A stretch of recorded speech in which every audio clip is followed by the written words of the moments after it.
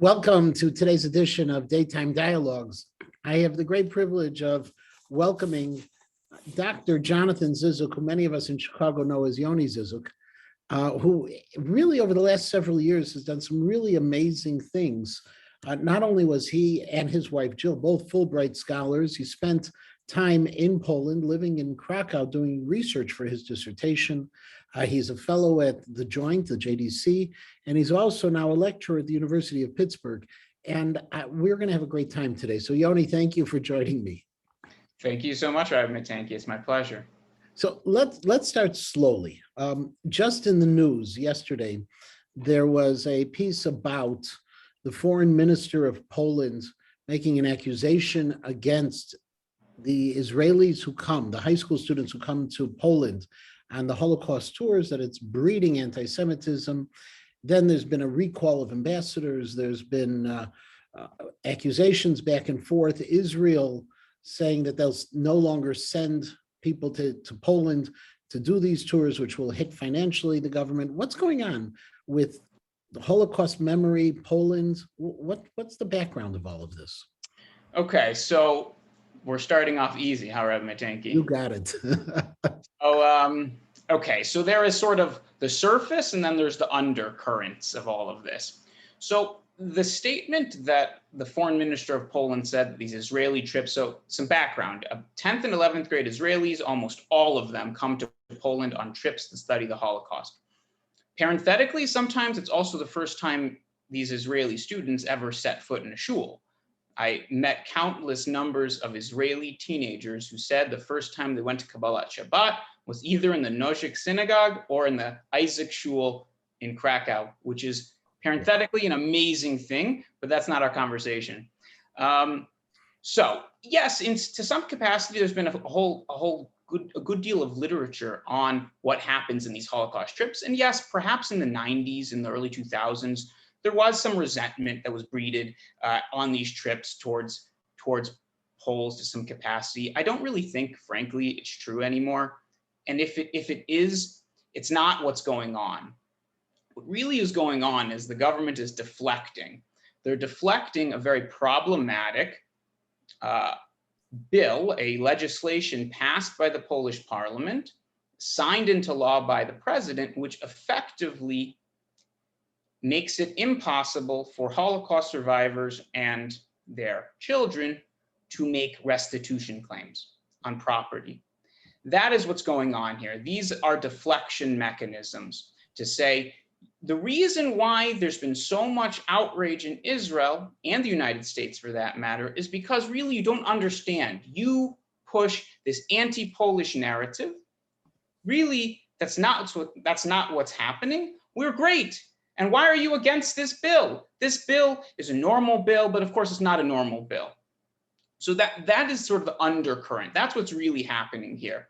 And this tit for tat between the ambassador of Poland to Israel and the Israeli ambassador to Poland is all about this restitution bill. Now, it doesn't help that recently Yair Lapid tweeted that Poles helped run and organize the Nazi death camps. Now, this is a factually inaccurate statement. Now, what wasn't picked up in the media is that Yair Lapid also said, and Poles sometimes handed Jews over. Now, that is true. There's just no question. There are countless documented cases where Poles participated in aspects of the Holocaust, however we splice it. They didn't orchestrate the Holocaust, for sure not, but there were instances of individuals who participated in roundups, in murders. And that statement is extremely problematic for this current Polish government. And anything that smatters of that will get you in hot water. So to go back actually a little bit more of the history, if I can, because I know you're one of the experts on this now. Many years ago, probably a couple of decades ago, Jan Gross wrote his book called Neighbors, which proved that the Polish people in the town of Jedwabne had actually orchestrated the murder of the Jews there. There's a small memorial outside of that city, actually to that effect, which the president of Poland had come to ask for forgiveness. The current president is trying to undo all of that. And that's part of that legislation you're referring to, and that's part of what's going on in Poland today. Are they denying the Holocaust because of some national, or their involvement in the Holocaust because of some nationalistic pride? Or has it really come down to that the Poles don't want to pay money? They don't want to give back land, property. So that's a great question, and it's multifaceted, and I don't know if I'll have a full answer. So I don't know if I would call what the Polish government does is not, it's not exactly denial, but what it is obfuscation, it's distortion. They distort the history of the Holocaust for political purposes. And Jedwabne is a great case in point. As you rightfully said, Jan Gross uncovered this. He wasn't the first person actually, but he was the person who exposed it in a very public way. This is a case where the town, which is in northeastern Poland, it's near Łomża, the entire Jewish population of this town, there are debates about how many people, but it doesn't really quite matter. Let's say for argument's sake, 1,000 people were rounded up and burned alive in a barn. And we have evidence upon evidence that the historians are conclusive on the matter that Poles enacted this atrocity. There's questions about what the German participation might have looked like, but at the end of the day, Poles committed this crime. As you said, rightfully said, today, the current government basically denies that Poles participated in this crime. They don't deny the Jews were killed. The Jews were killed, but it's the Germans' fault. There's no Polish responsibility. So the current president of Poland in 2015, in a presidential debate, so this is now 6 years ago now, the incumbent who lost to him, his question to the incumbent was, you apologized for Jedwabne. Why did you do such a thing? You are undermining our historical memory by apologizing for Jedwabne. Now, what the president of Poland, the current president, he didn't say Jedwabne didn't happen, but he did say to the former president, by apologizing, you're undermining our memory. So what does that even mean, frankly? So what that means is in Poland, and this will be hard for some of the viewers, perhaps the Jewish viewers, to get our heads around, but the narrative is Poland was occupied brutally by the Germans and the Soviets. That's true. They were occupied brutally. And despite terrible circumstances and brutal occupation, Poland and Poles helped save Jews. Not just that, there are more Poles that save Jews in Yad Vashem. There are more trees in Yad Vashem's Garden of Remembrance than any other nation in the world. So to come and say, that's not exactly right, is undermining this narrative of heroic sacrifice. And that's what's happening here. That when you have someone like Jan Gross who comes along and says, you know what, it's true. We were brutally occupied. Jan Gross, in fact, wrote 2 books before Neighbors about the German occupation and the Soviet occupation of Poland, in which he had something like in 2 monographs, maybe 10 pages on Jews in those 2 books. It was about the occupation of Poland and about the atrocities committed against the Polish people. But that doesn't mean that there weren't individual circumstances in which Poles participated in the Holocaust. Now, to the question of, well, why do this now? Is it really just about money? Well, I don't think it's just about money, but certainly money is a part of it. And in a way, in some ways, you can't entirely blame Poland for this position because it might bankrupt them. And it's not just about Jews, because a huge chunk of Poland was actually Germany before World War II. So the borders were reshaped after World War II, where east of the Oder River became Poland, west remained Germany. What does that mean consequently? You have cities like Wrocław, which was formerly Breslau, this very important Jewish philosophic city of Jewish rabbis and philosophers. Sort of the precursor of the Jewish Theological Seminary was the Jewish Theological Seminary of Breslau. Well, that became Wrocław. Well, what happened to the people who lived in Breslau? Well, they were ostensibly expelled. And what happened to their property? Well, it was taken over by the Polish state, the Polish communist state by and large. So the question of restitution, in fact, is so complex because it's not just Jewish properties, it's German properties, which is something that really goes very under the surface. And of course, the German government is not, they're not pushing for the restitution of those properties. But again, it complicates the story. And if Poland had to pay out for the 7.5 million Germans that were once living in Polish land and the 3.3 million Jews, it might bankrupt the country, frankly. So are we, many times I had gone on the March of the Living, and not always, but whenever the Prime Minister of Israel would come, the President of Poland would come as well. And he would speak at the March of the Living event. Is that something of the past? Would the president still speak? Would he still come to Auschwitz or to Birkenau, to be more precise? Yes, so that's a great question. Here's the thing. This current regime, and I should give a little background, they came into power in 2015. They've been in power until now. They have another 3 years or so of parliamentary rule. And the president has another, well, there was a postponed election in 2020 because of COVID, but he has now several more years in power. They're a really complicated story because on the one hand, the president of Poland actually seems genuinely to care about Jewish heritage to some extent. In fact, his wife has Jewish roots. Her grandfather is buried in the Jewish cemetery in Gliwice, or Gleiwitz, the former German city of Gleiwitz. Now, she does not identify as a Jew, but she certainly has Jewish heritage. She has Jewish roots, and she does not deny that she has Jewish roots. And the current president of Poland has made several speeches in defense of Jewish heritage, against anti-Semitism. And I think he genuinely is somebody who's sympathetic to some Jewish concerns. I remember having this conversation with Rabbi Shudrich, the chief rabbi of Poland, and him telling me, actually, when he said that, he was sincere. I know him. He actually was sincere.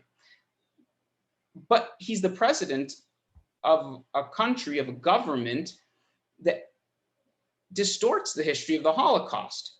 At the same time, they gave 100 million zloty to the restoration, preservation of the Okopowa Cemetery in Warsaw, which is, one of the most important Jewish cemeteries in the world. This is where Chaim Soloveitchik is buried. This is where the Netziv, this is where there's Jewish playwrights and poets and fighters in the Warsaw Ghetto. It's a very illustrious space, and that's the most money ever given to a Jewish cemetery restoration project in Polish history, maybe in history, frankly. So they're riddled with paradoxes. So taking the shift for a moment over to Jewish heritage sites, you and your wife moved to Krakow. You moved from, I think at the time you were in New York, and you moved to Krakow. What is it like today for a Jewish person and a frum person to live in Krakow? Okay, so COVID aside, because I think that has really changed the landscape, and I'll be very interested, frankly, to see how things turn around after COVID and if it'll return to what was before. So in Krakow, one can live a observant Jewish life. It's not an easy Jewish life like it is in Chicago, where you kind of have everything handed to you on a silver platter. but you can. So there was an active minyan that had minyan 3 times a day. There was a kosher store where you could get kosher chicken primarily, not really meat, even though the kosher meat is produced all over Poland, but it's all for export primarily. There's a mikvah in the city of Krakow that's used. It's a historic mikvah renovated. So the Isaac Shul, which is a magnificent historic synagogue, well, Mr. Isaac was a very wealthy Jew who also had a residence across the street from the Isaac Shul, where he had his own personal mikvah that today is the mikvah used by the community in a hotel that was turned into a hotel. There is a JCC in Krakow. It has a preschool. The Chabad in Krakow also has a preschool. So there are 2 preschools. There is no Jewish, let's say, K through 8 in Krakow. There is in Warsaw.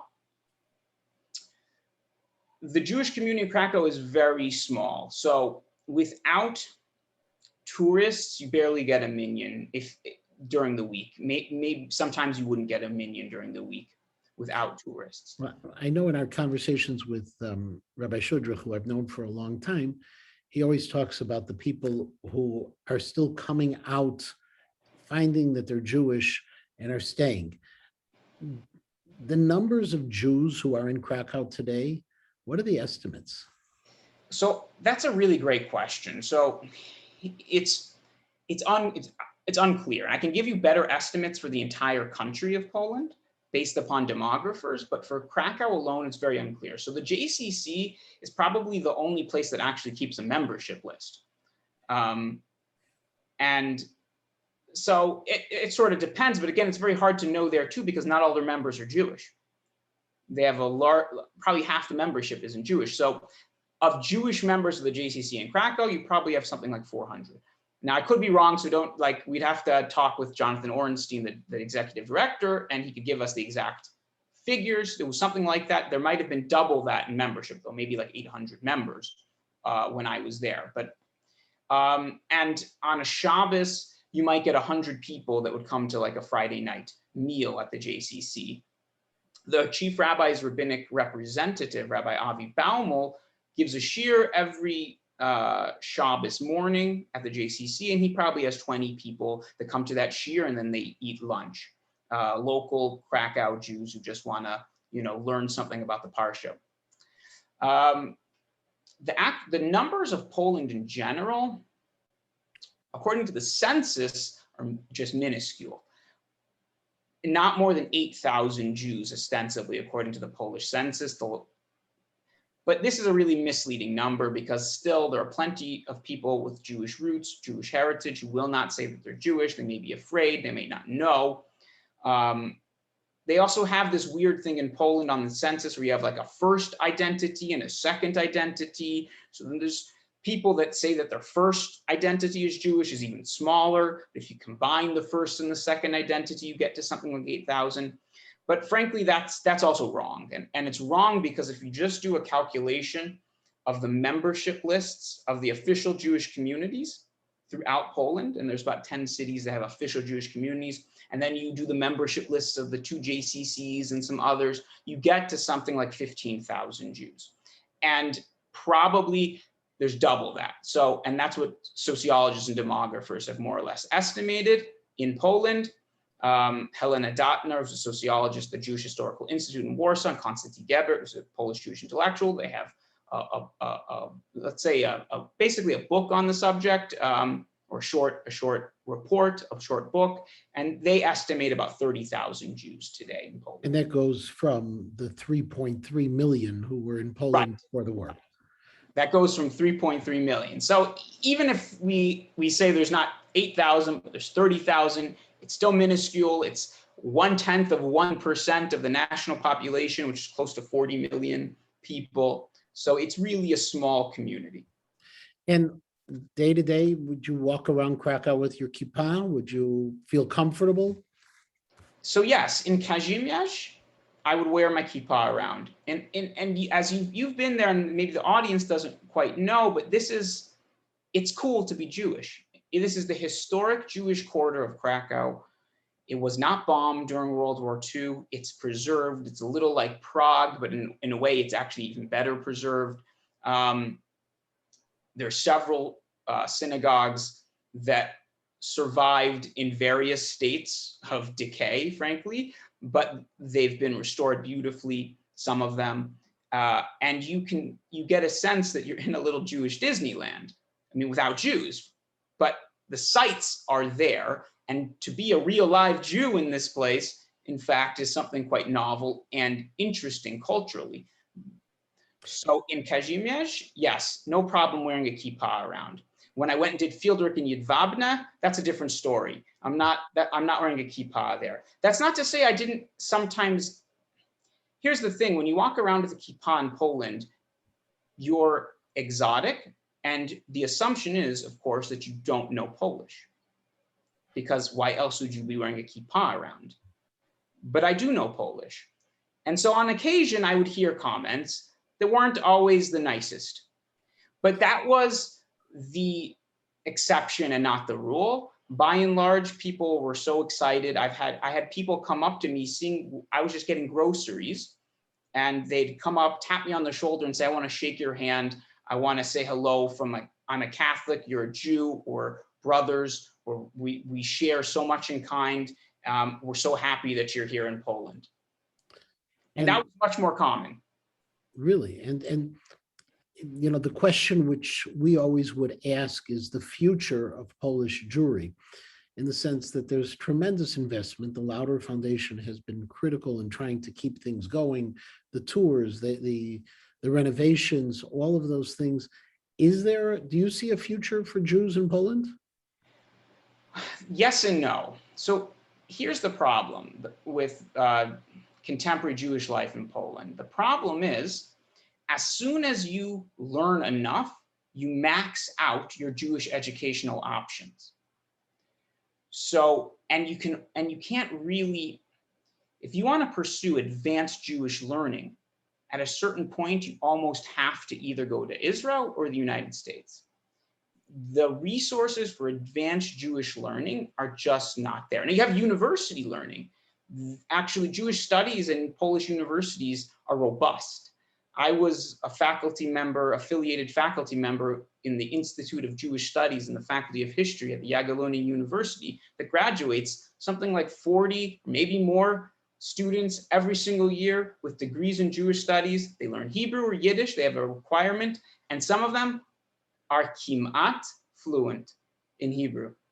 Wow. So you have advanced Jewish studies at an academic level, but the lived experience of Jewish learning and Jewish life, Torah, mitzvot, that can be harder. And so I know a number of people that made the decision that because they wanted to continue their advanced Jewish learning, whether in a yeshiva, whether in New York at Yeshiva University, that they made the decision to leave Poland. Some return. I have two friends who went to Yeshiva University with me who moved back to Poland, and they're living lives as Jews in Poland. And so that's really, I think, one of the big questions which I have is, when they move back, are they able to create a stronger community? I look at the two rabbis. Rabbi Shudrich is a New Yorker, Rabbi Baumel is a New Yorker, and those are the two leading rabbis in Poland. Do you ever see a time where there'll be an indigenous Polish Jewish rabbi? So here's the thing: there was an indigenous YU Musmach who was the principal of the Lauder Morasha school for several years. Now, I don't know his personal circumstances, but he and his family moved to the United States recently, in the last several years. But for a number of years, there was a Polish-born rabbi who was the principal of the Jewish day school. Mm-hmm. In Łódź, in Lodz, there's also a Polish-born rabbi, Polish-educated. But you're right. The longevity of the community, in a way, it needs, in quote unquote, indigenous Jews. Right? Jews from the United States or Israel come and they do amazing things, and they are mekarev lots of people, and they provide Jewish options. But in a way, you're always going to be a little foreign. Polish is it's extraordinarily hard. And you can be fluent in Polish, but you're still not going to quite get everything. So the longevity of the community really will be determined by having local Jews who serve the local Jewish community. And that's happening, but in a way, it happens perhaps more in the non-Orthodox community. And the liberal community is growing? Yes, I mean, I can't tell you by demographic numbers here. I don't have a data set, but it makes sense intuitively and sociologically. This is a community of reconstituted Jews. They are ostensibly modern conversos in the 20th and 21st century. These are the children and grandchildren of people who hid their Jewish identities and returned to Judaism because grandma might have said on the deathbed, I want to be buried in a Jewish cemetery. And then the children and grandchildren are dealt with having to figure that out because they either lived their lives under communist Poland as ostensibly atheists or as Catholics, and maybe devout Catholics. So they got to figure all this out. So for a lot of these Jews, the entry point into learning about Judaism, it's going to be easier in a way within a non-Orthodox setting, which has less rigid boundaries of halachic observance. So the non-Orthodox or non-denominational settings like the JCCs, in a way, are extremely vibrant. Mm-hmm. And they're more full with local Jews than the synagogues. And as a Catholic country, is Judaism recognized as a formal religion? In other words, is Rabbi Shudrich the Jewish chief rabbi, or is there also a liberal chief rabbi?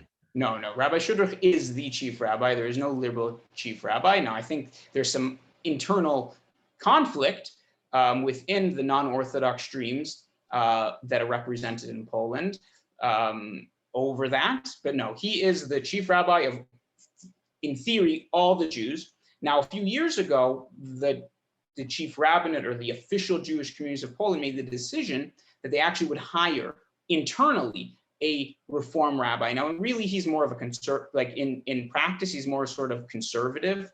He's actually very frum and very, very learned.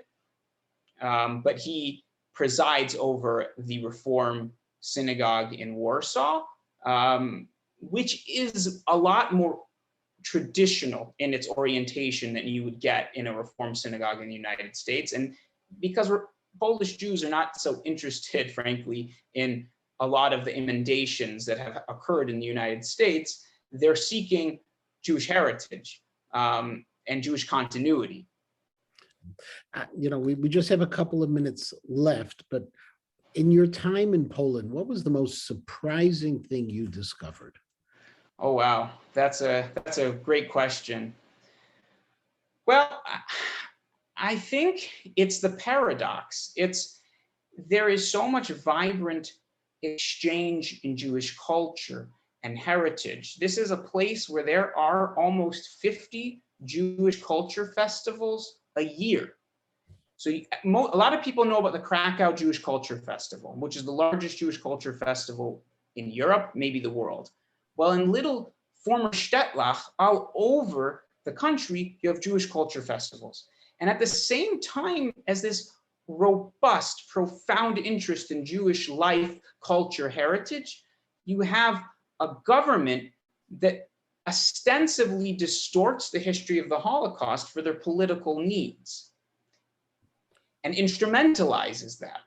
So there are fabulous paradoxes and insights that are beyond sort of, they lend themselves to much greater exploration. And I would say that paradox is at the root of my fascination with Poland. Yoni, our time is up. I really appreciate your time, your scholarship. I look forward to seeing you back at KINS for a yontif, hopefully soon. And we thank you for all that you've taught us in this half hour. And I know also that you've given a lot of nachas to your mother and father. So I'm going to give them a shout out as well, because they were watching, or they will be sharing this as well. Thank you so very much, and continued success at the University of Pittsburgh and in all of your scholarship that you've been creating. Thank you so much, Rabbi. Thank you. It was indeed a pleasure, and a special happy birthday to my brother Avi, if you are watching. Oh, And Shana Tova to everyone. thank you very much. And if Avi's not watching, we're going to get him on that one. Shana Tova. Bye-bye. Thank you. Bye-bye.